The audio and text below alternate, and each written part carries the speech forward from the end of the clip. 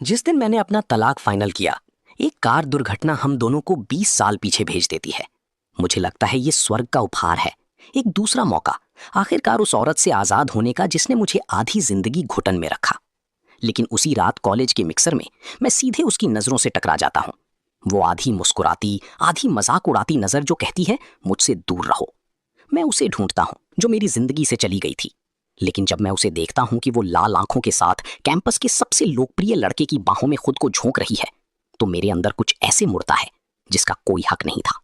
कराओ के private room की नियॉन लाइटें अंधा कर देने वाली हैं, संगीत बहरा कर देने वाला है, मेरी खोपड़ी में धमाके कर रहा है। मैं अपनी धड़कती कनपटियों पर उंगलियां दबाता हूं और भीड़ को देखता हूं। ये चमकदार आंखों वाले फ्रेशमैन जवानी से दमकते हुए। मुझे सच स्वीकार करने में एक लंबा पल लगता है। मेरा पुनर्जन्म हुआ है। बस कुछ घंटे पहले मैं लयाना के साथ कोर्ट हाउस से बाहर निकला था। तलाक के कागज मेरे हाथ में जल रही थी। 20 साल की शादी ने हमारे बीच धैर्य और प्यार की हर आखिरी बूंद निचोड़ ली थी। जो कभी तारों की रोशनी थी, उसे सिर्फ नफरत में बदल दिया था। ईथन, होश में आओ, ये मिस्ट्री आइटम गेम है। मार्कस, मेरा सबसे अच्छा दोस्त, मुझे उत्साह से धक्का देता है। उसकी नजरें उस ढेर पर टिकी हैं जो लड़कियों ने अपनी निजी चीजें जमा की हैं। मिस्ट्री आइटम पेयरिंग गेम इस तरह काम करता है। हर लड़का बेतरतीब एक चीज उठाता है और जिसकी भी वो चीज होती है, वो रात की खेलों के लिए उसकी पार्टनर बन जाती है। ये मूलतः एक ब्लाइंड डेट मिक्सर है। मैं मार्कस की नजर का पीछा करता हूँ और मेरा दिल एक पल के लिए रुक जाता है। सोफे की कोने में बैठी लड़की, सादी सफेद टी और जीन्स में, उसकी ठंडी और गर्वीली नैन नक्श मध्यम रोशनी में भी प्रभावशाली है। लयाना लू। मैं उसे राख में भी पहचान लेता। अपनी पिछली जिंदगी में मार्कस ने ठीक इसी पल उसकी रूममेट की लिपस्टिक उठाई थी। वो उस दोमुही लड़की का पूरा दीवाना बन गया था और उसने सब कुछ खो दिया था। अपना पैसा, अपनी इज्जत और आखिर में अपनी जान। जहां तक मेरी बात है, मैंने लियाना का चांदी का कड़ा उठाया था, तालियों की गड़गड़ाहट के बीच, और 20 साल की बदकिस्मती शुरू की थी। इस बार नहीं। मैं मार्कस को हाथ मलते हुए उस घातक लिपस्टिक की तरफ बढ़ते देखता हूं और उसकी कलाई थाम लेता हूं। मैं उसे एक पिंक हेयर क्लिप की तरफ ले जाता हूं। मार्कस, मुझे लगता है वो तुम्हारे लिए ही है। वो हैरान दिखता है, लेकिन वो मुझ पर इतना भरोसा करता है कि बिना सवाल किए उसे उठा लेता है। मैं एक लंबी सांस छोड़ता हूं। मार्कस का भाग्य बदल गया। मेज पर अब सिर्फ 2 चीजें बची हैं, एक लिपस्टिक और एक पुराना लाल धागा। लियाना के चांदी के कड़े से हर हाल में बचने के लिए मैं बिना हिचकिचाहट के हाथ बढ़ाता हूं और लाल धागा उठा लेता हूं। ओह, एथन ने लाल धागा उठाया। ये किसका है? भीड़ में हलचल शुरू हो जाती है। मैं लियाना की तरफ मुस्कुराता हूं, पहले से ये सोचकर खुश हो रहा हूं कि उसे किसी और के साथ जोड़ते देखूंगा। तभी लियाना धीरे धीरे अपनी जगह से उठती है। उसकी गहरी काली आंखें मेरी आंखों से मिलती हैं। उसके होंठ के कोने पर एक अपठनीय भाव आता है। ये मीरा है। उसकी आवाज ठंडी और शांत है, लेकिन ये मुझ पर बिजली की तरह गिरती है। मैं जम जाता हूं। मेरा दिमाग खाली हो जाता है। क्या अपनी पिछली जिंदगी में उसकी चीज चांदी का कड़ा था? ये लाल धागा क्यों है?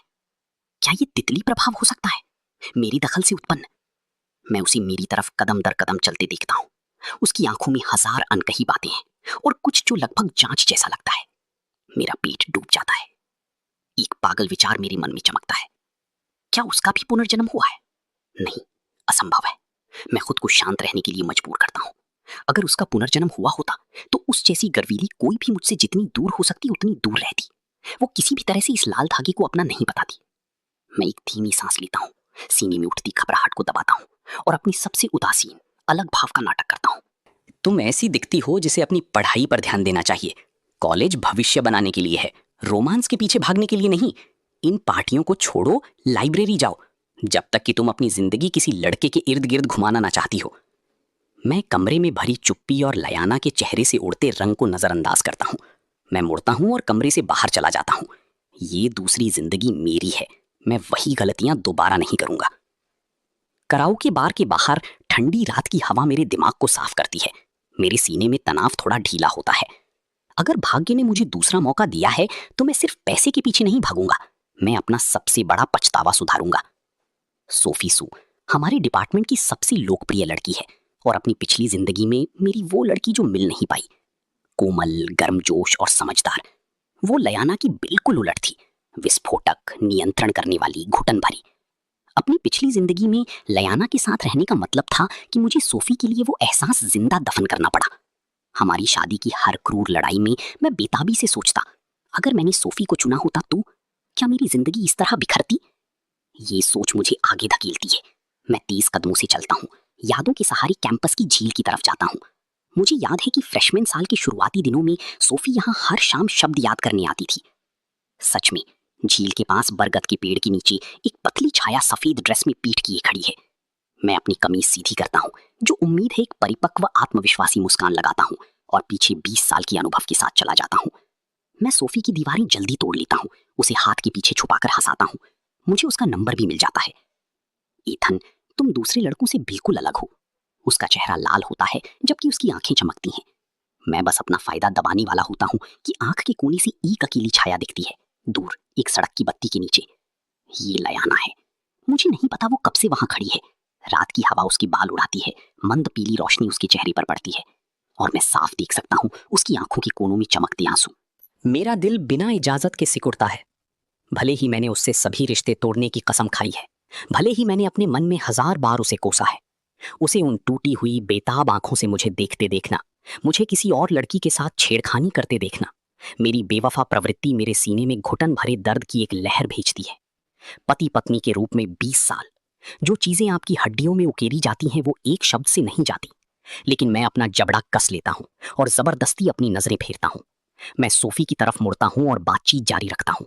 मैं नरम नहीं पड़ सकता, अगर पड़ा तो उस तलहटी रहित गड्ढे में वापस गिर जाऊंगा। लियाना मेरी अडिग पीठ को देखती है, उसकी आंखों में आखिरी रोशनी पूरी तरह बुझ जाती है। वो मुड़ती है और कैंपस के गेट की तरफ लड़खड़ाते हुए चली जाती है। जैसे ही वो एक चौराहे को पार करती है, एक चिकनी काली मेबैक उसके बगल में आकर रुकती है। खिड़की नीचे होती है, एक खूबसूरत चेहरा दिखाई देता है जिसमें घमंडी आकर्षण भरा है। लांस लिन, कैंपस का दिलफेंक और बदनाम अमीर लड़का। अपनी पिछली जिंदगी में लांस ने लियाना का पीछा बेरहमी से किया था, लेकिन क्योंकि वो मेरे साथ थी उसने उसे सीधे मना कर दिया था। यहाँ तक कि सबके सामने उसके मुंह पर ड्रिंक फेंक दी थी, उसे शर्मिंदा किया था। अब लियाना के चेहरे पर आंसू है, वो एक खोई हुई हिरनी की तरह दिखती है। लांस हिचकिचाता है। अपनी हमेशा की छेड़छाड़ भरी टिप्पणी की बजाय वो चुपचाप एक टिश्यू लेकर आगे बढ़ता है, फिर दरवाजा खोलता है। बैठ जाओ, मैं तुम्हें थोड़ी ड्राइव पर ले चलता हूँ। मैं मीबैक को रात में गुम होती देखता हूँ। मैं अभी भी झील के पास खड़ा हूँ। सोफी का नंबर मेरे हाथ में है, लेकिन मेरा सीना ऐसा लगता है जैसे उसमें पानी भरा स्पंज भर दिया हो, भारी और घुटन भरा। अगले दिन मैं अपने डॉर्म रूम में बैठकर अपनी पिछली जिंदगी की यादों का इस्तेमाल करके शहर बाजार में दौलत कमाने की योजना बना रहा हूँ। तभी दरवाजा जोर से खुलता है। लियाना दरवाजे पर खड़ी है, आंखें सूजी हुई, जैसे वो रोई नहीं है। जाहिर है उसने पूरी रात जागकर बिताई है। मार्कस और बाकी एक नजर में देखते हैं और चुपचाप बाहर निकल जाते हैं। दरवाजा उनके पीछे बंद हो जाता है, सिर्फ हम दोनों। खामोशी दबाती है। तुम भी उसी पल वापस आए हो, है ना? लियाना मुझे घूरती है। उसकी आवाज कच्ची और भयानक है, लेकिन नीचे एक कंपन है, मुश्किल से छुपी हुई उम्मीद। कलम थामा मेरा हाथ रुक जाता है। मैंने कल रात पहले से शक किया था जब उसने लाल धागे को अपना बताया था, लेकिन मैं ऊपर नहीं देखता, बस एक ठंडा सपाट निकालता हूं। जिस पल मैं इसकी पुष्टि करता हूं, लियाना के आंसू टूट जाते हैं। वो मेरी तरफ झपटती है, दोनों हाथों से मेरी बाह थामती है, मुझसे ऐसे चिपकती है जैसे मैं उसके पास जो आखिरी जीवन रेखा है। ईथन, क्या हम वापस जा सकते हैं? मुझे नाना की याद आती है। हमारी बेटी सिर्फ 5 साल की है। अगर हम दोनों में से कोई नहीं है तो उसका क्या होगा? कृपया चलो साथ मिलकर कोई रास्ता ढूंढते हैं। नाना का नाम मुझ पर चाकू की धार की तरह लगता है। दर्द लगभग असहनीय है। वो बेटी है जिसे मैंने दुनिया की सबसे कीमती चीज की तरह थामा था। लेकिन जैसे ही मैं अपनी पिछली जिंदगी की उन लड़ाइयों के अंतहीन अंधेरे के बारे में सोचता हूँ, उन्माद, जुनूनी नियंत्रण, आधी जिंदगी जो मैंने सारी इज्जत खोकर बिताई, तो मेरी हड्डियों में डर और घृणा जीत जाती है। मैं उसकी उंगलियां एक एक करके खोलता हूँ। मेरी आंखें ठंडी हो जाती हैं। लियाना, वापसी का कोई रास्ता नहीं है। अगर भाग्य ने हमें वापस भेजा है तो ये नई सिरे से शुरुआत करने के लिए है। हमारी शादी एक गलती थी, मैं वो गलती दोबारा नहीं करूंगा। गलती? वो मुझे ऐसे देखती है जैसे मैं एक अजनबी हूं, 2 बार पीछे हटती है। 20 साल और जो कुछ भी हमारे बीच था, बस एक गलती। मैं अपना दिल सख्त करने के लिए खुद को मजबूर करता हूँ, उसे टूटते देखने से इनकार करता हूँ। हम अपने अपने रास्ते जाते हैं। तुम लांस के पास जाओ, मैं सोफी के पास जाऊंगा। हम एक दूसरे की जिंदगी से बाहर रहेंगे। मैं उसके जवाब का इंतजार नहीं करता। मैं मुड़ता हूं और तेजी से बाहर चला जाता हूं, जैसे कुछ मेरा पीछा कर रहा हो। सिर्फ मुझे पता है मेरे हाथ कितने कांप रहे हैं। इसके साथ मैं लयाना के पास जो आखिरी भ्रम था उसे चकनाचूर कर देता हूं। अगर मैं इतना ठंडा हो सकता हूं तो वो अपना अभिमान निगलते रहने से इनकार करती है। उस रात वो एक तबाह कर देने वाली गर्म लाल स्लिप ड्रेस पहनती है, 4 इंच की हील, बेदाग मेकअप और लड़कियों के डॉम से बाहर निकलती है। उसने शहर के सबसे महंगे बार में लांस के साथ योजना बनाई है। मैं कैंपस के पास स्ट्रीट फूड स्टॉल पर मार्कस के साथ हूँ। जब मैं ऊपर देखता हूँ और उसे देखता हूँ, एक लौ की तरह दमकती हुई। उसने कभी मेरे सामने ऐसे कपड़े नहीं पहने। जैसे ही वो लांस की मैबैक की तरफ कदम बढ़ाती है, उसकी टखने में मोच आती है, शायद उन हीलों में अस्थिर। वो आगे झुक जाती है। लांस कार के पास इंतजार कर रहा था, उसे एकदम सही वक्त पर थाम लेता है। लयाना पीछे नहीं हटती, बजाय इसकी वो उसके सीने से टिक जाती है और अपना सिर उठाती है। उसकी नजरें भीड़ को पार करके सीधे मुझ पर आकर टिकती हैं। उसकी आंखों में बदले की संतुष्टि और पूर्ण अंत। कट। मैं हाथ में बांस की सींग तोड़ देता हूँ। नुकीली किरच मेरी हथेली में धंसती है, खून निकलती है। मुझे कुछ महसूस नहीं होता। उस रात स्ट्रीट फूड स्टॉल की किरच मेरी हथेली फाड़ती है और लयाना के लिए मेरे अंदर जो आखिरी नरम कोना था उसे खत्म कर देती है। प्यार से नर्क में जाओ। मेरे पास एक दूसरी जिंदगी है और मैं इसे सार्थक बनाऊंगा। अगली सुबह मैं अपने चेहरे पर ठंडा पानी छपाकर सीधे शहर के एक ब्रोकरेज की तरफ जाता हूँ। भले ही मेरी शादी ने मुझे कुचल दिया हो पिछली जिंदगी में, मेरी व्यापार की समझ कभी नहीं मरी। मुझे साफ याद है, इस हफ्ते डोंग हुआ टेक नाम का एक रॉकेट स्टॉक अचानक पेटेंट अधिग्रहण सौदे के बाद 10 से ज्यादा लगातार दिन अपनी ट्रेडिंग सीमा को छूने वाला है। मैं अपने खाते में हर युआन लगाता हूँ, मार्कस और दूसरों से जीवन खर्च उधार लेता हूँ और सब कुछ एक ही जगह लगा देता हूँ। अगले कुछ दिनों में मैं हर क्लास छोड़ता हूँ, अपनी स्क्रीन पर कैंडलस्टिक चार्ट घूरता हूँ, लाल चढ़ता हुआ। सिर्फ एक हफ्ते में मेरा पैसा उस गति से बढ़ता है जो लगभग हिंसक लगती है। जब मैं चोटी पर बेचता हूँ तो अपने खाते में अंकों की उस लंबी लड़ी को देखता हूँ और एक लंबी धीमी सांस छोड़ता हूँ। 1 करोड़, इस दूसरी जिंदगी में मेरी पहली दौलत। पैसे के साथ पीछे मैं कैंपस में चलता हूँ और अपनी चाल में एक नया वजन महसूस करता हूँ जो पहले नहीं था। मैं लगभग लेक्चर बिल्डिंग तक पहुंच ही गया था कि एक मीठी खुशबू आती है। एथन, तुम कहाँ थे? तुमने सारी क्लासें छोड़ दी। मैं तुम्हारे लिए मिल्क टी लाई। सोफी सफेद सनड्रेस में है, मुस्कुराते हुए गर्म कप थामे। उसकी आंखें चिंता से भरी हैं। पिछली जिंदगी में मैं दंग रह जाता, अब बस मुझे हल्की मतली होती है। मैं इसे हाथ से टालने ही वाला था कि उसकी जीभ में फोन बजता है। वो स्क्रीन पर नजर डालती है और उस पल की चमक में मेरी तेज आंखें संदेश साफ देख लेती हैं। संपर्क का नाम फाइनेंस डेप्ट जियांग। संदेश पढ़ता है, बेबी आज रात ड्राइव पर चलो, तुम्हारे लिए नया बैग लाया है। सोफी की उंगलियां स्क्रीन पर तेजी से दौड़ती हैं। वो वापस टाइप करती है, मजेदार लगता है, शुक्रिया, लेकिन आज पढ़ना है इसलिए थोड़ी देर ही रह सकती हूँ। भेज देती है। फिर वापस ऊपर देखती है मेरी तरफ, उसी बिल्कुल परफेक्ट मासूम मुस्कान के साथ। ईथन, तुम क्या घूर रहे थे? मेरा पीठ उलट जाता है। कुछ नहीं, बस एहसास हुआ मिल्क टी घटिया दिखती है। मैं ठंडा हंसता हूँ और सीधे उसके पास से निकल जाता हूँ। एथन, इसका मतलब क्या है? सोफी पीछे पैर पटकती है। मैं पीछे मुड़कर भी नहीं देखता। वो भ्रम जो मैंने उसके इर्द गिर्द 20 साल में बनाया था, धूल में मिल जाता है। वो कभी कोई शुद्ध मृदु लड़की नहीं थी, बस एक बहुत माहिर खिलाड़ी। मैं सोफी को पीछे छोड़ता हूँ और सीधे शहर के पश्चिम की तरफ टैक्सी लेता हूँ। 1 करोड़ के साथ आखिरकार मेरे पास वहां एक बंद फैक्ट्री जमीन के लिए बोली लगाने की हैसियत है। मेरी पिछली जिंदगी की यादें बताती हैं कि शहर अगले महीने एक नया विकास योजना घोषित करेगा। वो जमीन एक नए व्यावसायिक जिले का केंद्र बनने वाली है, जो अभी की कीमत से कम 10 गुना ज्यादा। मैं अपना प्रस्ताव लेकर बोली केंद्र में घुसता हूँ, लंबे कदम, उद्देश्य से भरे। दूसरी मंजिल का कॉन्फ्रेंस रूम का दरवाजा धकेलता हूँ और मेरे चेहरे का आत्मविश्वास पत्थर बन जाता है। कमरा उन रियल एस्टेट शार्क से नहीं भरा जिनकी मैंने उम्मीद की थी। लंबी मेज के सिरे पर एक महिला तेज काले ब्लेजर में बैठी है, बाल पीछे बंधे हैं, होंठ लाल, आंखें बर्फ की तरह ठंडी। लियाना लू। और छूने से दूर रहने वाला अमीर लड़का लांस उसके पीछे एक आज्ञाकारी सहायक की तरह खड़ा उसके दस्तावेज पलट रहा है। मेरा दिमाग खाली हो जाता है। ये क्या हो रहा है? वो कल रात लांस के साथ नहीं थी, वो टूटी हुई नहीं थी। हैरान हो, लियाना धीरे धीरे सिर उठाती है, उस आधी मुस्कुराती नजर के साथ। मैं एक कुर्सी खींचता हूँ और बैठ जाता हूँ, उसे घूरता हूँ। तुम यहाँ क्या कर रही हो? बोली लगा रही हूँ, जाहिर है। उसकी पतली उंगलियां मेज पर थपथपाती हैं। और तुम्हें सिखा रही हूँ कि जब व्यापार युद्ध का मैदान हो तो उसका क्या मतलब होता है। किस आधार पर? मैं पलटवार करता हूँ। लांस उसके पीछे से काटता है। एथन, थोड़ा सम्मान दिखाओ। लियाना लिन ग्रुप की स्पेशल प्रोजेक्ट कंसल्टेंट है, ये पूरी बोली उसके अधिकार में है। टुकड़े जोड़ते हैं। वो उस रात लांस के साथ डेट पर नहीं थी, उसकी बाहों में खुद को झोंक नहीं रही थी। ये सब मेरी आंखों के लिए था। वो इसे लिन परिवार के पास पहुंचने और उनकी साख का इस्तेमाल करके इस बोली की मेज पर जगह पाने के मौके के रूप में इस्तेमाल कर रही थी। इस औरत ने मुझे पूरी तरह खेला। लांस, क्या तुम बाहर जा सकते हो? मैं श्री शू के साथ अकेले में बात करना चाहती हूँ। लियाना ये उसकी तरफ देखे बिना कहती है। लांस पलके झपकाता है और सच में बाहर जाता है। दरवाजा पीछे से बंद करता है। बस हम दोनों। मैं धीरे धीरे सांस लेता हूँ, अपने आश्चर्य को दबाता हूँ और अपना बोली प्रस्ताव मेज पर पटकता हूँ। लियाना, तुम्हें लगता है लिन परिवार को लाना मुझे मात देने के लिए काफी है? ये जमीन मेरी है। ऐसा?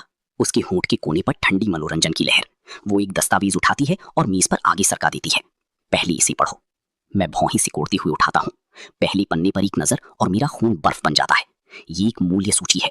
अंतिम फर्श की कीमत 1 अरब 10 करोड़ युआन। मेरी खुद की बोली थी 1 अरब 1 करोड़ युआन। उसने मुझे 100 युआन से मात दी। मैं सिर उठाकर उसे ऐसी घूरता हूँ जैसे वो इंसान नहीं है।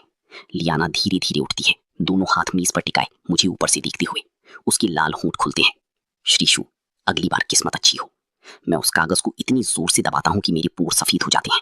उसे मेरी फर्श कीमत कैसी पता थी? वो संख्या दिनों तक मेरे दिमाग में तमाचे की तरह बजती रहती है। मैं हार गया, लियाना से हार गया। दिनों तक मैं पश्चिम की परियोजना पर एक और कोण ढूंढता रहा, यहाँ तक कि फ्रेशमैन वेलकम शो में भी आ गया। ऐसा कुछ जो मैं पलक भी नहीं झपकाते छोड़ देता अगर हमारे सलाहकार ने अनिवार्य नहीं किया होता और मार्कस ने मुझे खींच कर नहीं लाया होता। मैं अभी बैंक में एक बैठक से आया हूँ, इसलिए अभी भी एक नुकीले चारकोल सूट में हूँ। टी शर्ट और जीन्स की भीड़ में पूरी तरह बेतुका। एथन, तुम जॉब इंटरव्यू में हो क्या? मार्कस एक फोल्डिंग कुर्सी पर फैला है, मुट्ठी में सूरजमुखी के बीज, आंखें मंच पर। मैं अपनी टाई खींचता हूँ, दबी हंसी हंसता हूँ। पैसे बना रहा हूँ। तुम जैसे कुंवारे जो सिर्फ सुंदर लड़कियों की परवाह करते हो, तुम समझोगे नहीं। हाँ हाँ, सुंदर लड़कियां पैसे से बेहतर हैं किसी भी दिन। मार्कस उत्साह से मंच की तरफ इशारा करता है। देखो देखो, सोफी है, वो आज रात होस्ट कर रही है और वो आउटफिट अद्भुत है। मैं उसकी उंगली का पीछा करता हूँ। सोफी गुलाबी टूले ड्रेस में है, माइक हाथ में, मीठी मुस्कान के साथ घोषणा कर रही है। लेकिन जब मैं उस मासूम चेहरे को देखता हूँ तो सब कुछ दिखता है। उसकी उंगलियां स्क्रीन पर दौड़ते हुए एक साथ 2 लड़कों को लटकाए। घिनौना। मैं अपनी सीट पर झुक जाता हूँ, आंखें बंद करने ही वाला था कि मंच के एक तरफ बैक स्टेज एरिया पर नजर पड़ती है। सोफी अभी रोशनी से दूर एक अंधेरी कोने में उतरी है। वो कपड़ों की देखभाल करने वाले एक सीनियर स्टूडेंट से फुसफुसा रही है। मैं उसके हाथ में कुछ नोटिस करता हूँ, धातु की चमक, छोटी कैंची जैसी। फिर एक लटकती काली पोशाक की पट्टी के साथ कपड़े ठीक करने के बहाने उसके हाथ जल्दी जल्दी चलते हैं। मेरी आंखें सिकुड़ती हैं। अब वो क्या चाल चल रही है? और अब आज की रात का मुख्य आकर्षण, फैशन डिजाइन सोसाइटी का रनवे फिनाले। पुरुष एमसी मंच से घोषणा करता है। ड्राइविंग संगीत पूरे हॉल में भर जाता है। स्पॉटलाइट हर जगह रंग में चमकती है। लंबी लड़कियां एक एक करके रनवे पर चलती हैं। दर्शकों में सीटियां बजती हैं। फिर बीट कुछ भारी और सम्मोहक में गिरती है। एक अकेली ठंडी सफेद स्पॉटलाइट मंच के केंद्र पर चटकती है। कमरा पूरे 1 सेकंड के लिए सांस रोक लेता है। फिर भीड़ फट पड़ती है।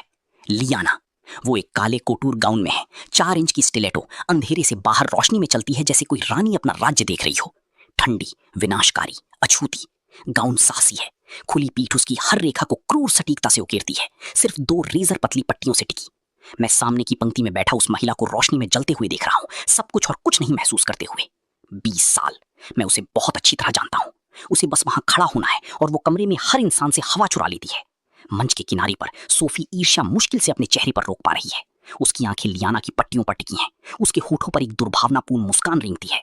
जैसे ही लियाना मंच के सामने पहुंचती है, पोज देने के लिए तैयार, हॉल की चुप्पी में एक छोटी सी आवाज आती है, किसी विशाल चीज में बढ़ती हुई। लियाना के गाउन की दाहिनी पट्टी अचानक टूट जाती है। काला कपड़ा सारा सहारा खोकर उसके नंगे कंधे से नीचे खिसकने लगता है। 2 और इंच और वो पूरे स्कूल के सामने पूरी तरह उजागर हो जाएगी। कमरे में अफरा तफरी फैल जाती है। सामने की पंक्तियों में लड़कियां चीखती हैं। कुछ लड़के चौड़ी आंखों से देखते हैं, दूसरे अपने फोन निकाल लेते हैं, रिकॉर्ड करने के लिए तैयार। उस पल मेरा दिमाग खाली हो जाता है। मेरा तर्कसंगत दिमाग कहता है, उसे गिरने दो, उसने तुम्हारी जमीन चुराई, वो गंदी चाल चलती है, उसे अपमानित होने दो, उसे बर्बाद होने दो। लेकिन मेरा शरीर पहले ही किसी भी विचार से परे चल पड़ता है। 20 साल की शादी, जो चीजें हड्डियों में जल जाती हैं, माफी किसी भी सोच से तेज होती है। पट्टी टूटने के उस अंश सेकंड में मैं अपनी कुर्सी को पीछे लात मारता हूँ, खुद को आगे उछालता हूँ जैसे तेंदुआ। एथन, तुम कहाँ जा रहे हो? मार्कस पीछे से चिल्लाता है। मैं सुनता नहीं। मैं एक हाथ मंच के किनारे पर रखता हूँ और हजारों चौंकी हुई आंखों के सामने साफ ऊपर उछल जाता हूँ। उसकी तरफ बढ़ता हूँ, एक ही गति में अपना चारकोल सूट जैकेट उतारते हुए। लियाना जम जाती है, चेहरा सफेद, दोनों हाथ कपड़े को छाती से दबाए। वो आंखें जो हमेशा इतनी गर्वीली रहती हैं, अब आतंक और बेबसी से कच्ची। जैसे ही वो टूटने ही वाली होती है, मेरा जैकेट अभी भी मेरे शरीर की गर्मी से गर्म हवा को चीरता है और उसके कंधों पर मजबूती से आ जाता है। मैं उसके पीछे खड़ा होता हूँ, बाएं हाथ को जैकेट के बाहर से पहुंचाते हुए, उसकी कमर को पास खींचते हुए। जैसे ही हम छूते हैं हम दोनों सिहर उठते हैं। बहुत जाना पहचाना, यही दबाव, यही कोण, वो अनगिनत रातें जो हमने इस तरह बिताई हमारी मांसपेशियों की याददाश्त में कुछ भयावह छोड़ गई हैं। डरो मत, सिर ऊंचा। मैं ये धीमे से उसके कान के पास सांस लेता हूं। लियाना का शरीर तुरंत ढीला पड़ जाता है। वो पीछे नहीं देखती, वो लड़ती नहीं, बस अपना चेहरा थोड़ा मोड़ती है और एक तिरछी नजर से मेरी आंखों से मिलती है। बस एक नजर, कोई शब्द नहीं चाहिए, कोई रिहर्सल नहीं चाहिए। बेसलाइन वापस नीचे आती है। मैं उसकी कमर को मजबूती से थामता हूं। वो मेरी ढीली जैकेट को कीप की तरह पहनती है। हम एक ही पल में आगे बढ़ते हैं, कदम बिल्कुल मिले हुए, उपस्थिति एक में घुलती हुई। काला गाउन और चारकोल सूट, क्रूर विरोधाभास। वो तेज और खतरनाक है, मैं स्थिर और ठोस। हम मुड़ते हैं, चलते हैं, स्पॉटलाइट के नीचे अपनी जगह पर ठहरते हैं। हर हरकत एक कच्ची बिजली के तनाव से भरी है, जैसे ये कोई दुर्घटना नहीं बल्कि एक पूरी तरह से कोरियोग्राफ किया हुआ पावर कपल शोकेस है।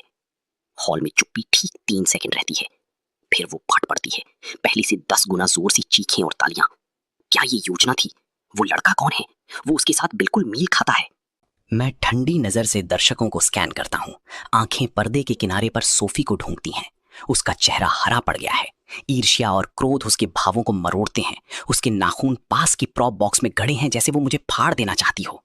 तुमने उसे बर्बाद करने की कोशिश की। दुर्भाग्य से तुम सिर्फ असफल नहीं हुई, तुमने वो पल जबरदस्ती बाहर निकाल दिया जो हमारी हड्डियों में उकेरा हुआ था। रनवे खत्म होता है। मैं लियाना को गड़गड़ाती तालियों के बीच बाहर ले जाता हूं। जैसे ही हम अंधेरे बैकस्टेज गलियारे में कदम रखते हैं, शोर दीवार की तरह कट जाता है। वो महिला जो अभी मेरे साथ इतनी पूरी तरह चली थी, अचानक मेरी बांह से ऐसे झटक लेती है जैसे बिजली का झटका लगा हो। वो अपनी पीठ ठंडी दीवार से लगाती है, दोनों हाथ मेरे जैकेट को कसकर थामे, आंखें तुरंत ठंडी और बंद हो जाती हैं। शो खत्म हुआ। शुक्रिया श्री शू। उसकी आवाज टूटी बर्फ की तरह है। मैं अपना खाली हाथ देखता हूं। कुछ खोखला मेरे अंदर से गुजरता है, फिर क्रोध में सख्त हो जाता है। लियाना, क्या तुम कम से कम ये मान सकती हो कि मैंने अभी तुम्हें बचाया? बचाया? वो ठंडा हंसती है, अपने बैग से एक मुड़ा हुआ दस्तावेज निकालती है और बिना किसी औपचारिकता की मेरी छाती पर मार देती है। मत सोचो कि मुझे नहीं पता तुम क्या सोच रहे हो।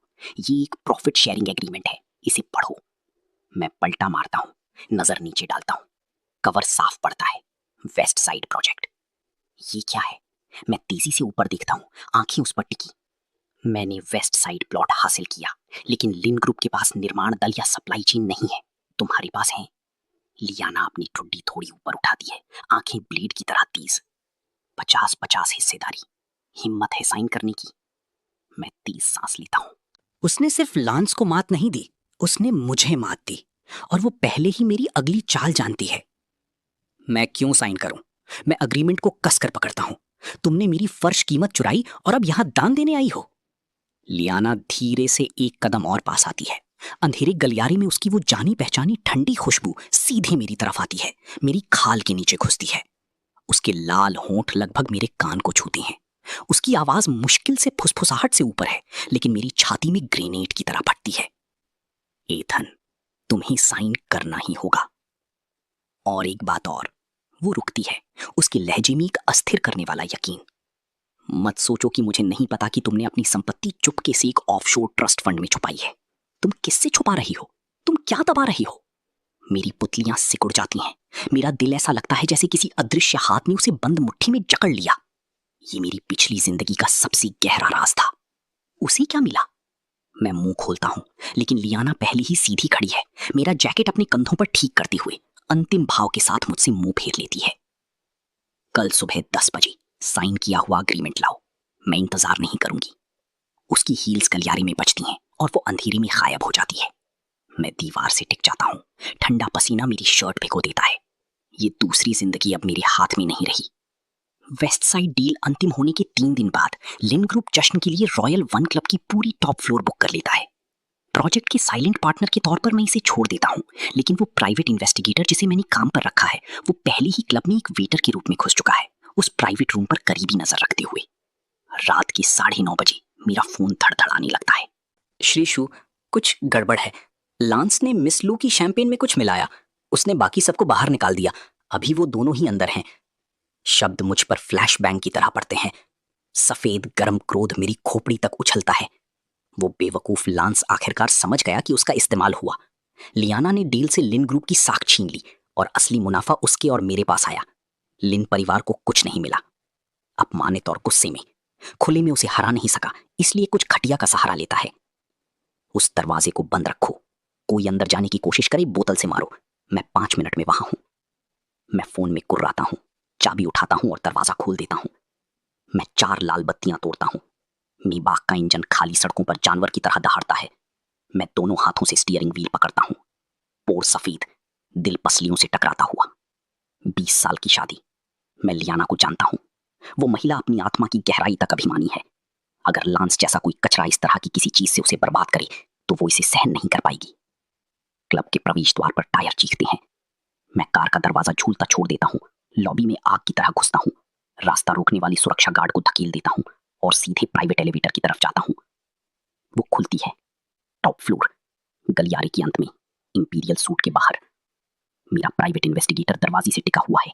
लांस की 2 बॉडीगार्ड से लड़ रहा है। पीछे हटो। मैं दहाड़ता हूं। 3 कदमों में दूरी पाट लेता हूं। एक बॉडीगार्ड की छाती में पैर मारता हूं। वो कराहता है और दीवार से टकराता है। दूसरे ने अभी प्रतिक्रिया भी नहीं की थी कि मेरी मुट्ठी उसकी चेहरे से टकराती है। वो गिर जाता है। मैं 1 कदम पीछे जाता हूं। अपने चार्ज की रफ्तार का इस्तेमाल करता हूं।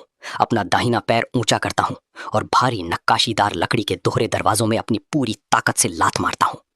एक भयंकर धमाका। ताला बिखर जाता है। दोनों दरवाजे अंदर की तरफ फट जाते हैं और दीवार से टकराते हैं। जो मैं देखता हूं वो मेरी आंखों में जल जाता है। मध्यम रोशनी में लियाना चौड़े चमड़े के सोफे पर लुढ़की हुई है। उसका पहचाना काला ब्लेजर फटा हुआ और अस्त व्यस्त है। उसकी खाल उजागर। उसकी आंखें धुंधली हैं। चेहरा ऐसे लाल है जो साफ सामान्य नहीं है। दोनों हाथ अपने कॉलर को आखिरी ताकत से खींच रहे हैं। अपने होंठ इतने जोर से काटती है कि खून उसकी ठुड्डी से नीचे बह रहा है। देखना भयावह है। और लांस, वो जानवर, उसके ऊपर एक घुमावदार मुस्कान के साथ है। एक हाथ उसके कंधे को दबाए, दूसरा उसकी बेल्ट की तरफ बढ़ रहा है। धोखेबाज कहेंगी, तुम्हें लगा तुम मेरा इस्तेमाल कर सकती हो? आज मैं तुम्हें दिखाऊंगा कि लिन परिवार के साथ खेलने वालों का क्या होता है। लांस कुर्राता है। पूरी तरह अनजान की मौत उसके ठीक पीछे खड़ी है। मेरी आंखें खून से लाल हो जाती हैं। मेरे गले से एक आवाज निकलती है, मुश्किल से इंसानी। 1 सेकंड की भी हिचकिचाहट के बिना मैं कॉफी टेबल से रॉयल सैल्यूट की एक बंद बोतल उठाता हूँ। सोफे की तरफ 1 कदम में पहुंचता हूँ। बाएं हाथ से लांस के बालों को पकड़ता हूँ और पूरी ताकत से पीछे खींचता हूँ। लांस एक चीख निकालता है। मेरी आंखों में झांकने पर मजबूर होता है, उन आंखों में जो उसे खत्म करना चाहती हैं। एथन, तुम क्या? वो खत्म नहीं कर पाता। मेरा दाहिना हाथ बोतल को एक क्रूर चाप में नीचे लाता है, बिना किसी दया के। उसके सिर पर नहीं, बल्कि उस दाहिने हाथ पर जो लियाना को दबाए था। हड्डी टूटने और कांच बिखरने की आवाज एक साथ आती है। बोतल लांस की कलाई से टकराकर फट जाती है। एम्बर शराब और खून फर्श पर छिटकता है। मेरा हाथ, मेरा हाथ! लांस कटे हुए जानवर की तरह चीखता है, सोफे से कालीन पर लुढ़कता है, अपना टूटा हुआ दाहिना हाथ थामे तड़पता है। मैं अपना चेहरा पत्थर रखता हूं और अपना जूते का तला सीधे उस टूटे हाथ पर रख देता हूं। दबाव डालता हूं। एथन, मैं तुम्हें मार दूंगा, तुम्हारे पूरे परिवार को मार दूंगा। लांस चीखता है, चेहरा पीड़ा से विकृत। फिर गलियारे के बाहर से कदमों का तूफान। काले सूट में 7-8 बॉडीगार्ड कमरे में आ जाते हैं, मुझे चारों तरफ से घेरते हैं। मुख्य बॉडीगार्ड लांस को फर्श पर देखता है और उसका चेहरा सफेद हो जाता है। इसे तबाह करो। मैं उनमें से 7 का सामना बिना झपके करता हूं। मैं लांस के हाथ से पैर उठाता हूं, शांत और जानबूझकर। अपनी अंदरूनी जैकेट की जेब तक पहुंचता हूं और एक छोटी काली यूएसबी ड्राइव निकालता हूं। मैं इसे कांच बिखरी कॉफी टेबल पर लापरवाही से उछाल देता हूं। ये एक तेज खटखट करती है। कमरा शांत हो जाता है। एथन, तुम मरे, तुम यहां से जिंदा नहीं निकलोगे। लांस को एक बॉडीगार्ड ने उठाया है, चेहरा खून से ढका, मुझे घूरता हुआ। मैं चुपचाप हंसता हूं, अपनी टाई खींचता हूं और उसे उस तरह देखता हूं जैसे मरे हुए आदमी को देखते हैं। लांस, कोई भी हिलने से पहले मैं सुझाव दूंगा कि पता करो उस यूएसबी ड्राइव में क्या है। कोई कचरा, इसे मारो। लांस नहीं सुनता। लिन ग्रुप ने पिछले साल 35 करोड़ युआन के फर्जी इनवॉइस जारी किए, 8 करोड़ टैक्स की चोरी, दक्षिण की वो अधूरी इमारत। तुमने 20 करोड़ की एस्क्रो राशि शेयर बाजार के नुकसान को ढकने के लिए मोड़ी, और तुम्हारे पिता के मकाओ कैसीनो के मनी लॉन्ड्रिंग के रिकॉर्ड। मेरी आवाज बिल्कुल शांत है, लेकिन हर शब्द फर्श पर हथौड़े की तरह पड़ता है। लांस की चीखें बंद हो जाती हैं। वो काली यूएसबी ड्राइव को आंखें गड़ाए देखता है। उसके चेहरे से रुतबा ढहता है और उसकी जगह शुद्ध आतंक आता है। तुम झूठ बोल रहे हो। ये कहां से लाई नकली कचरा? लांस की आवाज कांपती है। जानना चाहते हो कि ये झूठ है या नहीं? एक फोन कॉल जवाब देती है। मैं उसके सामने अपना फोन निकालता हूं, स्पीकर फोन दबाता हूं और एक नंबर डायल करता हूं। 2 बार बजता है। फिर एक मजबूत आधिकारिक आवाज जवाब देती है। हेलो, वित्तीय अपराध इकाई, कौन बोल रहा है? लांस के पैर लड़खड़ाते हैं। अगर बॉडीगार्ड उसे पकड़े नहीं होता तो वो पहले से ही घुटनों पर होता। एथन भाई, कृपया कृपया ऐसा मत करो। लांस पूरी तरह टूट जाता है। बेतहाशा मेरा फोन छीनने के लिए लपकता है। मैं उसे फिर फर्श पर लात मार देता हूं। मैं लिन ग्रुप के खिलाफ औपचारिक रिपोर्ट दर्ज करना चाहता हूं। मैं स्पष्ट रूप से मुख्य खाता संख्याएं और साक्ष्य के स्थान बताता हूं, लांस को फर्श पर नजरअंदाज करते हुए। मैं फोन काट देता हूं। उस खंडहर को नीचे देखता हूं जो वो बन गया है। उसकी एक बाल को भी हाथ लगाया। मैं लिन परिवार को जड़ों से उखाड़ फेंकूंगा। अब अपने लोगों को लो और दिवालियेपन की तैयारी करने जाओ। बॉडीगार्ड एक दूसरे को देखते हैं। एक भी आगे नहीं बढ़ता। इस पैमाने की वित्तीय अपराध का मतलब है लिन परिवार खत्म। इन किराए के लोगों को उनके साथ डूबने में कोई फायदा नहीं। मैं लांस को एक और नजर नहीं देता। मैं सोफे की तरफ मुड़ता हूं। लियाना पूरी तरह होश खो चुकी है। वो खुद में सिकुड़ी है, गर्म लोहे की तरह जल रही है। ऐसी आवाजें निकाल रही है जिन पर उसका कोई काबू नहीं। मैं अपना जैकेट उतारता हूं, उसे कसकर लपेटता हूं, उसे बाहों में उठाता हूं, कमरे से निकलता हूं, गलियारे से गुजरता हूं और कोई नहीं रोकता। मैं अंडरग्राउंड गिराज की तरफ दौड़ता हूं। लियाना को मेबाख की फ्रंट पैसेंजर सीट में बिठाता हूं, सीट बेल्ट लगाता हूं और एक्सेलरेटर दबाकर क्लब से निकल जाता हूं। कार के अंदर की हवा कुछ मीठी और खतरनाक सी भरी है। नशा पूरी तरह चढ़ गया है। गरम, इतना गरम। लियाना पैसेंजर सीट पर बैठी दोनों हाथों से उस पर डाले जैकेट को नोचती है। नशे ने उसकी समझ छीन ली है। सिर्फ कच्ची प्रवृत्ति बची है। लियाना रुको, मैं तुम्हें अस्पताल ले जा रहा हूं। मैं व्हील मोड़ता हूं, कार की सीमा तक धकेलता हूं। फिर अगले ही पल वो अपनी सीट बेल्ट खोल लेती है और मेरी तरफ लपकती है जैसे डूब रही हो। एथन, उसका जलता हुआ शरीर मेरे शरीर से दब जाता है। उसके हाथ मेरी गर्दन के चारों तरफ बीलों की तरह लिपट जाते हैं।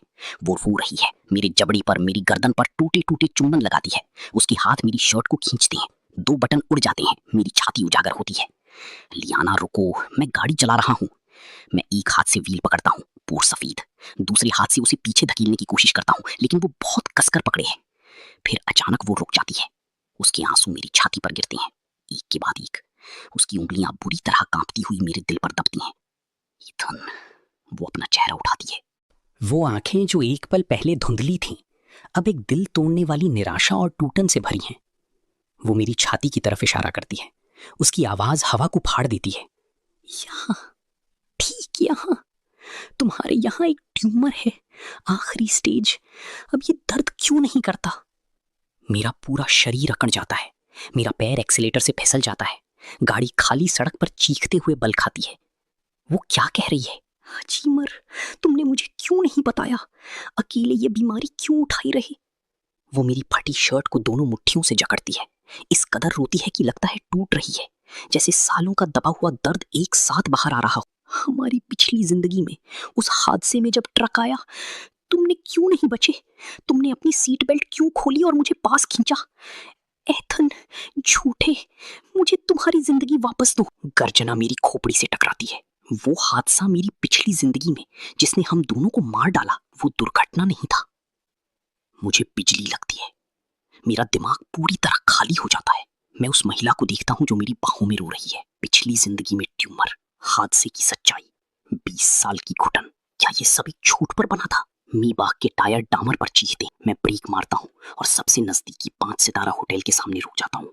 लियाना के शब्द मेरे दिमाग में जंग लगे ब्लेड की तरह घुसते हैं। ट्यूमर, आखिरी स्टेज, वो हादसा। मेरे पास सोचने का वक्त नहीं। पैसेंजर सीट में लियाना नशे में पूरी तरह डूब चुकी है। उसका शरीर लाल गर्म कोयले की तरह जल रहा है। दोनों हाथ मेरी बर्बाद शर्ट को पकड़े। उसकी लंबी टांगें दर्द से सिकुड़ी हुई। उसके होठों से बेजुबान आवाजें निकल रही हैं। लियाना, मेरे साथ रहो, मैं तुम्हें अभी अस्पताल ले जा रहा हूं। लाल आंखें के साथ मैं अपनी सीट बेल्ट उतारता हूं, अपना दरवाजा खोल फेंकता हूं, उसके आसपास दौड़ता हूं, उसे बाहों में उठाता हूं, होटल का दरवाजा लात से खोलता हूं और एलिवेटर की तरफ एक पागल की तरह दौड़ता हूं। फ्रंट डेस्क का कर्मचारी सफेद पड़ जाता है, हमें रोकने के लिए आगे बढ़ता है। मैं अपनी जेब से एक काला कार्ड निकालता हूं और काउंटर पर पटक देता हूं। टॉप फ्लोर सूट खोलो, अभी। 30 सेकंड बाद मैं बिना रुके सूट का दरवाजा कंधे से खोल देता हूं। कोई हिचकिचाहट नहीं। मैं सीधे बाथरूम में घुसता हूँ, किक मारकर दरवाजा बंद करता हूँ, लियाना को चौड़े बाथटब में उतारता हूँ और पीछे पहुंचकर ठंडा शावर पूरी ताकत से चालू कर देता हूँ। शावर हेड से बर्फ का ठंडा पानी फूटता है हम दोनों पर। ठंड का अचानक झटका लियाना के मुंह से एक तेज चीख निकालता है। वो बिजली लगने जैसे छटपटाती है, टब के किनारे को पकड़ती है बाहर निकलने की कोशिश में। मैं दांत भींचता हूँ, तब में कदम रखता हूँ, दोनों हाथों को लोहे की तरह उसके कंधों पर जमाता हूँ। जमता पानी मेरे बालों से नीचे और मेरी आंखों में बहता है, चुभता है, अंधा करता है। लियाना, जागो, आंखें खोलो और मुझे देखो। ठंड आखिरकार जीत करती है। उसका हिंसक संघर्ष धीमा होता है, फिर रुक जाता है। वो बड़ी बड़ी हांफते सांस लेती है। उसकी आंखों में जो धुंधलापन था ठंडे पानी से धुलकर धीरे धीरे फोकस में आने लगता है। वो मुझे देखती है, मेरी फटी शर्ट को, अपनी छाती पर खरोंच के निशानों को। नशा उतर रहा है, उसका दिमाग वापस आ रहा है। संकरे टब में ठंडा पानी अभी भी बहता है। हम दोनों पूरी तरह भीगे हुए, बर्बाद और आमने सामने, 20 साल की जुदाई और दर्द को इस ठंडे पानी की धार में देखते हुए। तुम ठीक हो? मैं उसके कंधे छोड़ता हूं। मेरी आवाज कच्ची और बर्बाद निकलती है। लियाना कुछ नहीं कहती, वो बस अपने खून से सफेद होंठ काटती है। उसके आंसू शावर के पानी में मिलते हैं, भारी बूंदें बनकर गिरते हैं। मैं ऊपर पहुंचकर शावर बंद कर देता हूं। बाथरूम में मौत जैसी खामोशी छा जाती है, सिर्फ हमारी टूटी टूटी सांसें गूंजती हैं। अब तुम्हारी बारी है बोलने की। मैं अपने चेहरे से पानी पोंछता हूं, उसकी आंखों में घूरते हुए, हर शब्द धीरे धीरे और जानबूझकर दबाते हुए। गाड़ी में तुमने क्या मतलब था? ट्यूमर। हमारी पिछली जिंदगी में तुमने क्या छुपाया था मुझसे? लियाना का शरीर झटके खाता है। वो सहज ही पीछे से कुड़ती है, अपने घुटनों को छाती से लगाती है, सिमट जाती है जैसे कोई डरा हुआ जानवर। बोलो। मैं अपनी मुट्ठी उसके कान के पास टाइल पर मारता हूँ। मेरे पोर फट जाते हैं और खून निकलता है। लियाना मेरे खून बहते हाथ को देखती है। उसकी आंखों के पीछे की आखिरी दीवार गिर जाती है। वो एक बच्चे की तरह टूट जाती है जो बहुत लंबे समय से कुछ ऐसे नहीं उठाए था। बिना परवाह किए रोती है कि वो कैसी दिख रही है। एथन, तुम एक राक्षस हो, एक बिल्कुल पूरा झूठा। वो रोने के बीच अपनी मुट्ठियां मेरी छाती पर मारती है, सब कुछ उसमें डालते हुए। तुम्हें लगा कि हमारी पिछली जिंदगी में अपनी सारी संपत्ति छुपाकर ऑफशोर ट्रस्ट फंड में करना सच में लगा मैं नहीं पकड़ूंगी? तुम्हें लगा तुमने अपने रास्ते ढक लिए? मैं पूरी तरह ठहर जाता हूं, जम जाता हूं। पिछली जिंदगी में, हमारी शादी के 15वें साल में, मैंने वाकई ऐसा किया था। उसका मुझ पर नियंत्रण बीमार हो गया था। मुझे लगा वो मेरी दौलत सोख लेना चाहती है, हमारी बेटी नाना के लिए सुरक्षा जाल बनाने के लिए। मेरे पास कोई चारा नहीं था। मैंने पता लगाया। लियाना इस कदर रो रही है कि मुश्किल से सांस ले पाती है। उसकी आवाज खुरदरी है। मैंने पैसे ट्रेस किए। मुझे वो मेडिकल दस्तावेज मिले जो तुमने साइन किए थे, इलाज से मना करने वाले फॉर्म। मुझे तुम्हारे दिमाग में लेट स्टेज ग्लायोब्लास्टोमा मिला। एक हथौड़ा मेरी खोपड़ी पर गिरता है। मेरे कान तेज आवाज से बजते हैं। Late stage glioblastoma. पिछली जिंदगी की यादें मेरे अंदर स्ट्रोब लाइट की तरह चमकती हैं। इसीलिए वो कुचलने वाली सिरदर्द सालों तक रही। इसीलिए मैं बिना किसी कारण बार बार गिर जाता था। लेकिन हर बार जब मैं डॉक्टर के पास जाता, लियाना मेरी टेस्ट रिपोर्ट अपने हाथ में लेकर मुझे बताती, मैं बस थका हुआ हूं, बस तनाव में हूं। तुम्हें पता चला कि तुम मर रहे थे। डॉक्टरों ने कहा था ज्यादा से ज्यादा 6 महीने। लियाना मेरा कॉलर पकड़ती है, उसकी आंखें लाल, आंसुओं की बाढ़ में। तुम मुझे बता भी नहीं सकते थे? चुपचाप अपना सब कुछ मुझे और नाना को छोड़ गए और फिर कहीं किसी कोने में अकेले मरने जाते, है ना? मेरा मुंह खुलता है, कुछ नहीं निकलता, जैसे मेरा गला भीगे कपड़े से भरा हो। ये एक पिछली जिंदगी थी। मैं अभी ठीक हूं, लेकिन इस पल वो हड्डियों तक की निराशा वैसे भी मुझ पर आ जाती है, मुझे पूरी तरह डुबो देती है। तुम्हें लगता है मैं उस तरह की औरत बनना चाहती थी? लियाना मुझ पर चिल्लाती है, उसकी उंगलियां मेरी खाल में गड़ती हुई। तुम्हें लगता है मैं हर दिन एक पागल की तरह तुम्हारा फोन खंगालना चाहती थी, तुम्हारी हर हरकत नियंत्रित करना, तुम्हें घर में बंद करना, वो कड़वी जड़ी बूटियां तुम्हारे गले में डालना? तुमने खुद पर हार मान ली, लेकिन मैं नहीं मान सकती थी। अगर मैं तुम्हें अपने पास नहीं बांधे रखती तो तुम कहीं जाकर एक भगोड़े की तरह मर जाते। मेरे पास खलनायक बनने के अलावा कोई रास्ता नहीं था। हर भागने का रास्ता बंद करना था, तुम्हें रोकने के लिए मजबूर करना था, हर इलाज जो मुझे मिला जबरदस्ती कराना था। ईथन, तुम मरने से भी नहीं डरते थे, तो तुम्हें मुझसे डरने का क्या हक था? तुम्हें मुझे घोंटने का क्या हक था? जो मुझे घोंट रहा था वो उल्टी गिनती थी। वो जो कहती थी कि तुम किसी भी पल मुझसे चली जा सकती हो। वो मेरे और मौत के बीच खड़ी थी, जो भी रस्सी मिले पकड़कर मुझे यहाँ रोके रखने की कोशिश में। वो मेरी सारी नफरत सहने को तैयार थी, वो मुझे राक्षस समझने देने को तैयार थी, वो सबसे चरम और निर्मम तरीके इस्तेमाल करने को तैयार थी, बस मुझे जिंदा रखने के लिए। और वो हादसा, मैं कांप रहा हूं, मेरी आवाज अब मेरी नहीं लगती। अगर तुम इतना जिंदा रखना चाहती थी तो हम दोनों उस हादसे में क्यों मरे? उन शब्दों पर लियाना की पुतलियां अचानक सिकुड़ती हैं, उसकी आंखों में कच्चे आतंक और दर्द की एक चमक। वो दुर्घटना नहीं थी, वो कांपती है, उसके हाथ मेरे हाथ पकड़ते हैं। उस दिन मैं तुम्हें शहर के एक बड़े ब्रेन स्पेशलिस्ट के पास ले जा रही थी। पहाड़ की सड़क पर ब्रेक फेल हो गए, एक बेकाबू ट्रक सीधे हमारी तरफ आया। लियाना के आंसू मेरे हाथों पर गिरते हैं, जलते हुए। एथन, मैं गाड़ी चला रही थी, तुम पैसेंजर सीट में थे। ट्रक दाहिनी तरफ से आ रहा था। वो अपना सिर उठाती है, वो लाल कच्ची आंखें मेरी आंखों में टिकती हैं, एक दिल तोड़ने वाली पागलपन लिए। मैंने स्टीयरिंग व्हील जोर से बाईं तरफ घुमाया, मैंने ड्राइवर की सीट को सीधे उस ट्रक के रास्ते में डाल दिया। मैं अपनी जिंदगी से तुम्हारी जिंदगी खरीदना चाहती थी, लेकिन तुम पूरे पागल, पूरे दीवाने। लियाना रोते हुए ढह जाती है, मेरे कंधों पर अपनी मुट्ठियां मारते हुए। टकराने से ठीक 1 सेकंड पहले तुमने अपनी सीट बेल्ट खोल ली, तुम आगे झुक गए, तुमने अपने शरीर से मेरे सिर को ढक लिया, तुमने पिचकते लोहे का पूरा जोर अपने शरीर पर ले लिया।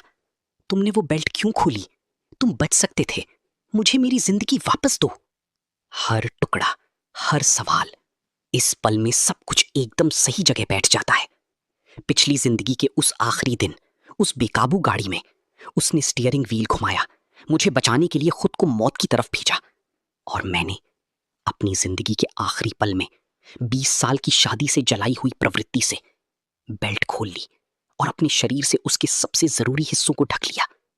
हम दोनों एक दूसरे को जीने का मौका देने की कोशिश में सबसे पूरे तरीके से मर रहे थे। नाराजगी का हर कण, कड़वाहट का हर जर्रा, हमारे बीच की हर दीवार इस पल में पूरी तरह खुल जाती है।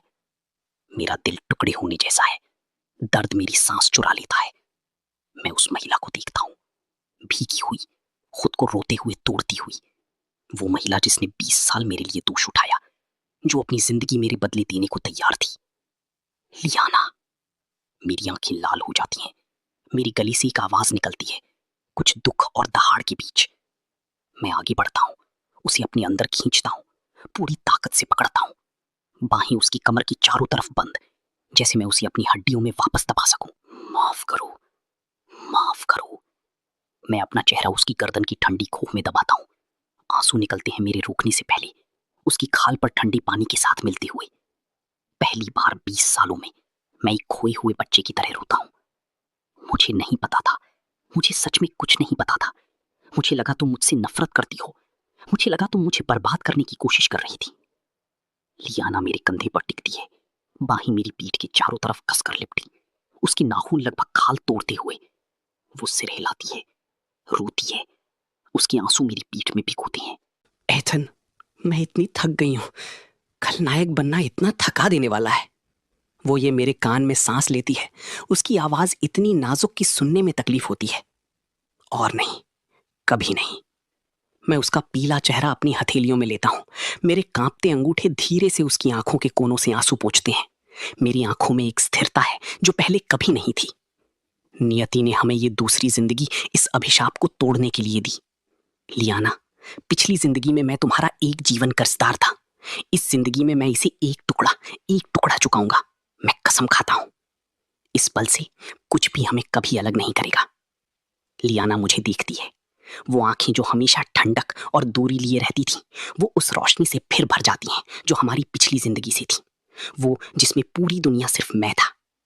वो कुछ नहीं बोलती, बस अपना सिर थोड़ा पीछे झुकाती है और आंखें बंद कर लेती है। बाथरूम का तापमान अचानक बढ़ता लगता है, ठंडी पानी की ठिठुरन दो साथ धड़कते दिलों की गर्माहट से पूरी तरह बाहर निकल जाती है। मैं उसकी तरफ झुकता हूं, पिछली जिंदगी की त्रासदी को इस एक चुंबन से खत्म करने और जो हमारा है उसकी शुरुआत करने के लिए। ठीक उस पल जब मेरी होंठ उसकी होंठों को छूने ही वाली थी, बिना चेतावनी की गर्म बूंदी मेरी छाती पर गिरती हैं। मैं जम जाता हूं। मैं नीचे देखता हूं, सहज ही ठंडा पानी नहीं, आंसू नहीं, चमकदार लाल खून की एक बूंद। लियाना। मेरी आंखें फैल जाती हैं, मेरा दिल मेरे गले में आ जाता है। लियाना धीरे धीरे आंखें खोलती है, लेकिन उसकी नजर फोकस खो चुकी है। वो मुझे देखती है, होंठ हिलते हैं जैसे बोलना चाहती हो, लेकिन सिर्फ एक हल्की रिसती हुई फुफकार निकलती है। फिर उसकी आंखें पलट जाती हैं। उसका पूरा शरीर ढीला पड़ जाता है, एक कठपुतली जिसकी डोर काट दी गई हो, और सीधे मेरी बाहों में गिर जाती है। लियाना, लियाना। मैं एक पागल की तरह उसके कंधे हिलाता हूं, लेकिन वो जवाब नहीं देती। खून उसकी नाक से बहता रहता है, मेरे दोनों हाथों को रंगता है। मेरे गले के चारों तरफ जमी हुई पकड़ में पूरा आतंक बंद हो जाता है। डरो मत, मैं तुम्हें अभी अस्पताल ले जा रहा हूं। मैं टब से बाहर निकलता हूं, एक बड़ा बाथ टॉवल पकड़ता हूं, उसे कसकर लपेटता हूं, उसे बाहों में उठाता हूं और एक जंगली हवा की झोंके की तरह होटल से बाहर निकल जाता हूं। शहर के अस्पताल के इमरजेंसी गलियारे की फ्लोरोसेंट रोशनी कड़ी और सफेद है। मैं पूरी तरह भीगा हुआ ठंडी बेंच पर एक भूत की तरह ढह गया हूं। कपड़ों से पानी फर्श पर टपकता है, दोनों हाथ सूखे गहरी खून से रंगे। लियाना को अंदर ले जाए हुए ठीक एक पूरा घंटा हो गया है। उस पूरे घंटे में मेरा दिमाग अफरा तफरी में रहा। वो खून बहाना क्यों शुरू हुई, वो क्यों गिर पड़ी? पिछली जिंदगी में वो पूरी तरह ठीक थी। क्या लांस ने उसकी ड्रिंक में कुछ और डाला था? अगर उस जानवर ने असली जहर इस्तेमाल किया तो मैं उसे अपने हाथों से टुकड़े टुकड़े कर दूंगा। ट्रॉमा रूम का भारी दरवाजा अचानक खुलता है। एक डॉक्टर मास्क और हरे सर्जिकल स्क्रब्स में तेजी से बाहर निकलता है। उसके कोट पर छींटे हैं। मरीज लियाना के परिवार वाले कौन है? डॉक्टर की आवाज तेज और सख्त है। मैं हूं, मैं उसका पति हूं। मैं कुर्सी से उछलता हूं, मेरी टांगें सुन्न हो गई हैं। मैं लगभग घुटनों पर आ जाता हूं, लड़खड़ाते हुए उसकी तरफ बढ़ता हूं, उसकी बांह थाम लेता हूं। डॉक्टर, उसे क्या हुआ? क्या उसे जहर दिया गया? डॉक्टर मुझे देखता है और जो मैं उसकी आंखों में देखता हूं वो मुझे ठंडी पानी में डुबो देता है। वो धीरे धीरे अपना मास्क उतारता है। उसका चेहरा पीला है।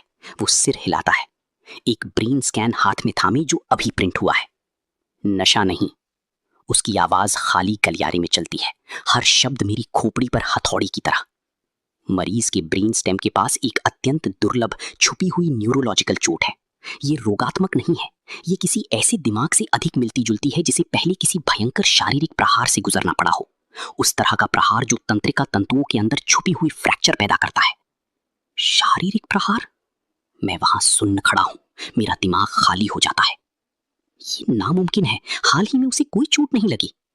यही इतना अजीब है। डॉक्टर की भौहें कसकर बंद है, स्कैन थामी हाथ थोड़ी कांपती हैं। इमेजिंग के आधार पर इस गंभीरता का प्रहार आमतौर पर सिर्फ किसी भयंकर वाहन दुर्घटना की बात ही दिखता है। और इसके अलावा डॉक्टर रुकता है, गहरे दुख के भाव के साथ ऊपर देखता है। चोट पहले ही खोपड़ी की गुहा में बड़े पैमाने पर छुपा हुआ आंतरिक रक्तस्राव पैदा कर चुकी है। ये उसके ब्रेन स्टेम पर दबाव डाल रहा है। मरीज अभी गहरे कोमा में है। आपको तैयार रहना चाहिए। डॉक्टर धीरे धीरे सांस लेता है और अंतिम फैसला सुनाता है। किसी भी समय उसे ब्रेन डेथ हो सकती है। गलियारे की हा जैसे पूरी तरह खींच ली गई हो। मैं वहां खोखला खड़ा हूं, ट्रॉमा रूम के दरवाजे के ऊपर जलती अंधी लाल बत्ती को घूरते हुए।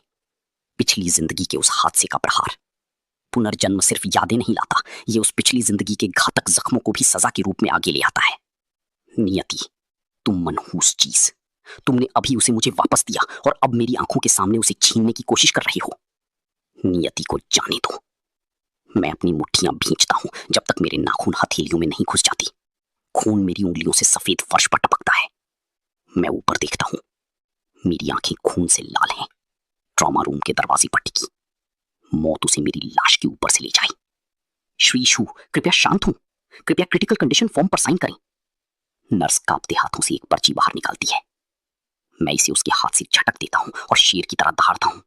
मैं कुछ नहीं साइन कर रहा। मेरे पास दुनिया का सारा पैसा है। मुझे सबसे अच्छा उपकरण, सबसे अच्छी दवाई चाहिए। वो नहीं मरेगी। डॉक्टर एक लंबी सांस लेता है, बेबस। उसकी आंखों में निराशा है। ये पैसे की बात नहीं है।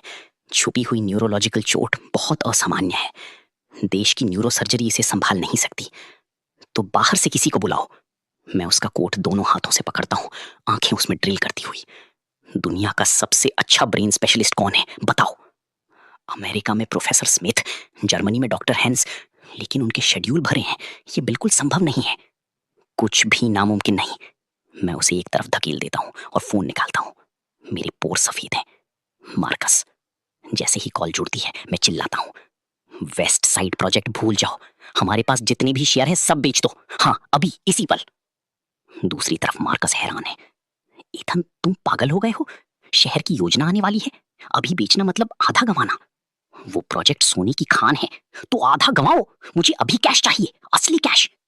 मेरी आंखें लाल हैं, मैं फोन में चिल्लाता हूँ, कल सूरज उगने से पहले मैं वो कैश अपने खाते में देखना चाहता हूं, आखिरी पैसे तक।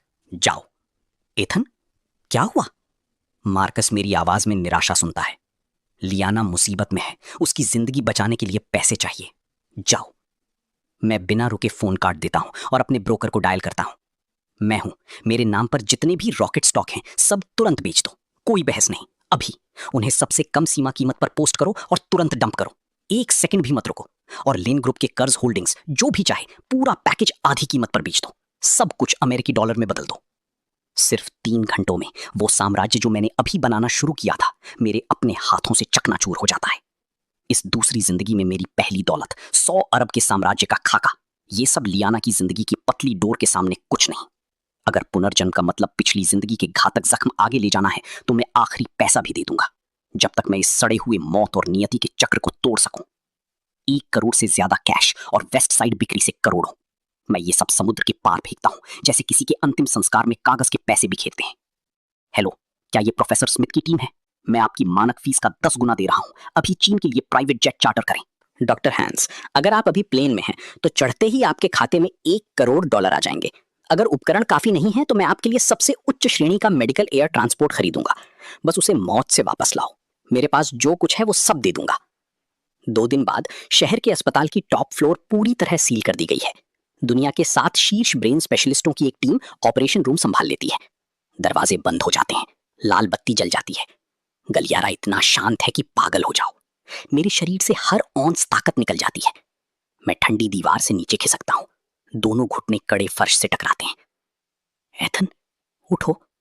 मार्कस लाल आंखों के साथ आता है, मेरी बांह तक पहुंचता है। मत छुओ मुझे, मैं उसे झटक देता हूं। ठंडे ऑपरेशन रूम के दरवाजे की तरफ तेजी से मुड़ता हूं और एक पल की भी हिचकिचाहट के बिना मैं झुक जाता हूं। मेरा माथा कड़ी संगमरमर के फर्श से भारी धमाके से टकराता है। नियति, मेरी सुनो। मैं दांत भींचता हूं, मेरे मुंह में खून का स्वाद आता है, मेरी आवाज बमुश्किल एकजुट रहती है। पिछली जिंदगी में मैं उसका एक जीवन कर्जदार था, इस जिंदगी में मैं अपना हर औंस किस्मत, हर आखिरी पैसा उसे चुकाने के लिए देता हूं। मैं फिर झुकता हूं, मेरा माथा फर्श से टकराता है, तुरंत खून उगता है। अगर किसी को लेना ही है तो मुझे ले लो, मेरी हर जिंदगी जो कभी होगी उसे उसकी सुरक्षा खरीदने के लिए इस्तेमाल कर लो। समय सबसे क्रूर यातना बन जाता है। 1 घंटा, 2 घंटे, 5, 15, एक पूरे 15 घंटे उसकी जिंदगी के लिए लड़ाई। मैं गलियारे में घुटनों के बल बैठा हूं। घुटनों को कब का सुन्न हो गए। मेरा दिमाग हमारे 20 सालों के हर पल से पागलों की तरह गुजरता रहता है। उसका स्टीयरिंग व्हील मेरी तरफ घुमाना, नाना का छोटा मासूम चेहरा। फिर एक तेज आवाज हवा को काटती है। ऑपरेशन रूम के ऊपर की लाल बत्ती आखिरकार बुझ जाती है। भारी दरवाजे धीरे धीरे खुलते हैं। प्रोफेसर स्मिथ पसीने में भीगा मास्क उतारते हैं। उनका थका हुआ चेहरा अविश्वास का भाव लिए है। श्रीशु, ये चिकित्सा के इतिहास में एक चमत्कार है। तंत्रिका मरम्मत की सर्जरी पूरी तरह सफल रही, वो बच गई। मेरा पूरा शरीर कांपता है। 15 घंटों से तनी हुई नस टूट जाती है। आंसू निकलते हैं मेरे रोकने से पहले। मैं रेंगते और लड़खड़ाते हुए उठता हूं। इंटेंसिव केयर यूनिट में ठोकरें खाते हुए पहुंचता हूं। बिस्तर पर लियाना के चेहरे पर सांस का मास्क है। उसका चेहरा इतना पीला है जैसे पारदर्शी, जैसे वो मुझे महसूस करती है। उसकी लंबी पलकें कांपती हैं और वो धीरे धीरे आंखें खोलती है। मेरा बिना शेव किया चेहरा, मेरा खून बहता माथा, मेरी बर्बाद हालत दिखती है।